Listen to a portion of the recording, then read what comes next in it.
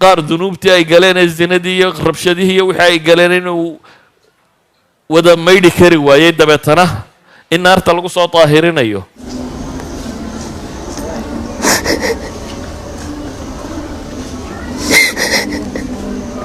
نبي صلى الله عليه وسلم مركي جريدي سود دباتي بقيع مركو تجي مركو كسولابتي بو أويي أصحابته وحي ويديان يا رسول الله محاكا أوهيي رسول كان صلى الله عليه وسلم حورهاي إن اشتقت لإخواني وحان أحيسي ولا لهيجا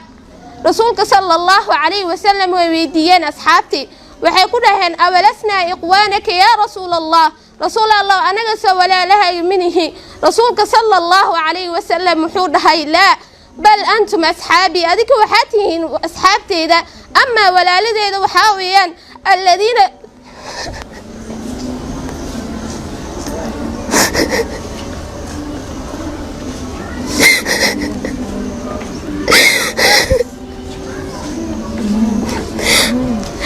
النبي صلى الله عليه وسلم حورهاي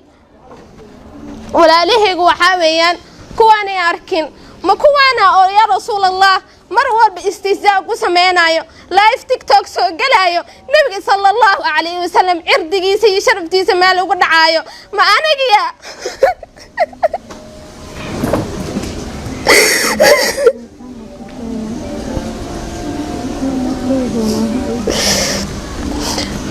نبي صلى الله عليه وسلم انتو نولا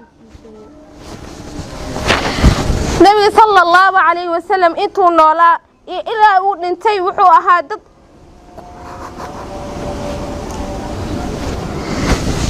مروا البوحودي جري أمتي أسيقو الدقة مسنة أيو وحود سمين جري صلاة إدو الدكتور هبينك يردن أستاك سنة جري أسوكو العلن جري إن تعذبهم فإنهم عبادك وإن تغفر لهم فإنك أنت الغفور الرحيم نبي صلى الله عليه وسلم آيات اسمركم بقل آد بأمر قودي ونؤويي ملك الجبريل يا الله صدري النبي صلى الله عليه وسلم إلهي سبحانه وتعالى أسيقو له ويدي محاك أويي محمد صلى الله عليه وسلم نبي مركي جبريل هو مالي محوكو داي مفاطمه أوينيا مع إيشه أوي لا والله أنا ودن أوي أمتي أيوداي النبي صلى الله عليه وسلم إلهي سبحانه وتعالى وحوكو داي ولسوف يعطيك ربك فترضى ما أنت سن نبي قال نقناي وقرمه وما أنت أنا دمانتين الجنة أنقلنا ما أنت خيامه نبي يدرنا مركي لو إماده آدم نبي نوح نبي إبراهيم نبي لوط نبي إسماعيل إسحاق دمان وحي أرنا نفسي هل خفيا وحي أرنا أمتي صلى الله عليه وسلم نحبك يا رسول الله فداك أمي وأبي يا رسول الله نحبك يا رسول الله اللهم فاشهدنا يا رب اللهم فاشهدنا يا رب اللهم فاشهدنا أمتي وحوك يا يا وحتى أمتي وحونا حياة أمديسة أمدان maalin ka dambeeya ay live markay soo galaan ayagoo sakraan ah ay ku andacoonayaan sakraan baan ahayn nabiga sallallahu alayhi wasallam ay caynayaan kadibna la soo deynayo oo xaq waxa naga xoog badisay waxay tahay qabiil ayaa naga xoog badiyay nabigeena sallallahu alayhi wasallam u difaaci weynay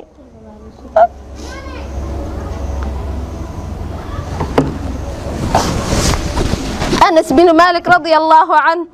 وعليا مالين كيفتين بدنا مجرين نبي صلى الله عليه وسلم مركو مدينة صاقلي مالين كحما مجرين النبي صلى الله عليه وسلم مركي نغتغي أو كمقدي بدنا بلال بن رباح رضي الله عنه وعوها مؤذن كي النبي صلى الله عليه وسلم نبي مركو دنتي وحو بلان كقادي إنو سن أدمينين ما دام مركو النبي صلى الله عليه وسلم مروى البوديه جري أرحنا يا بلال كذب النبي صلى الله عليه وسلم مركو دنتي بلال بن رباح وسيجوا مقالة المدينة وحو السفري طلقا يا الشام أيو آدي toban sano kadib markuu soo laabtay oo nebiga sala allahu calayhi wasalam riyo ugu imaaday uu ku dhahay bilaal bin rabaax radia allahu canhu maxaad noo soo zuura weysay maxaad noogu imaan weysay bilaal bin rabaax radia allahu canhu wuu soo baxay wuxuu imaaday magaalada madiina waqti ay tahay salaada subax ku aadan markuu mimbarkii istaagay oo dadkii kala jiifaan markuu dhahay ashhadu an laa ilaaha ila allah wa ashhadu anna muxammadan rasuulullah markuu dhahayay nebiga sala allahu calayhi wasalam uu soo xasuustay baa dadkii maqleen oo soo baxeen markaasay waxay soo xasuusteen nebigoodii sala allahu calayhi wasalam siduu ugu dhimrin jiray ay soo xasuusteen. waxaa kale uu nebigu sheegay calayhi salaatu wasalaam mid inta la soo taago la keenayo 99 sijilla 99 fayl baa la keenaya oo dunuubuu galaya kan ma gashay kan ma yaa rabbi haa buu leeyahy waa qiranaya waxaa la leeyahy wax xasano oo aanu kaa dulminay miyaad garanaysa wax xasanaadkaagii maqan oo aan meesha kuu oolin miyaad garanaysaa may buu leeyahy yaa rabbi xadiidku wuxuu leeyahy ilaahay baa wuxuu ku yidhaahdaa xasanaanu ku haynaa weli mid baa kuu hadhay dabeetana bataaqa la keenaa buu nabigu yihi waa kaadh sijillaadka waxaa la yidhi mashriq iyo maqrib bay sijil waliba uu taxan yahay tani laakiin waa kaadh waa bataaqa la keenaa bataaqadaasi waxaa ugu qoran tawxiidkiisii dabeetana waa la saaraa miisaanka wuxuu xadiidkaasi tilmaamayaa inuu bataaqadaasi waxaan oo dhan ay ka cuslaan doonto yacni waxaa meesha ka cad dadkii wada tawxiidsaday inaan tawxiidkoodu isku qiimo goynin qaar dunuubtii ay galeen ee zinadii iyo rabshadihii iyo wixii ay galeen inuu wada maydhi kari waayey dabeetana in naarta lagu soo daahirinayo qaarna waxaa la tilmaamayaa tawxiidkiisa culayskuu leeyahay ilaahay siduu u weyneynaya uga cabsanayay ee rabbi qalbigiisa u deganaa tawxiidkiisaasi inuu miisaan weyn yahay oo dunuub badan uu la degayo tawxiidkaasi haddaba waxaynu leenahay acmaasheenna waxay u baahan tahay kow atanqiya intaynu nadiifin karna inaynu nadiifinno waxaynu cunayno inaynu xalaal ka dhigno waxaynu huwanay inaynu isku dayno inuu xalaal noqdo dadka inta badan how much you earn un baynu isweydiinaa waxay doonaa kugu soo galo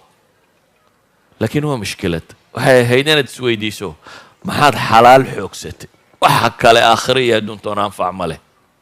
maxaa xalaala si cibaadaadkaaga aanay u qarribin si diinkaagu aanu u xumaanin xalaasha inaad ku dadaashid ducadaadu si ay cinda allahi maqbuul u noqoto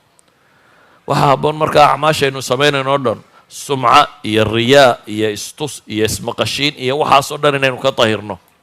inaynu ka dhigno acmaal lilaahiya ilaahay dartii un waxaad u samaynayso waanad cid kale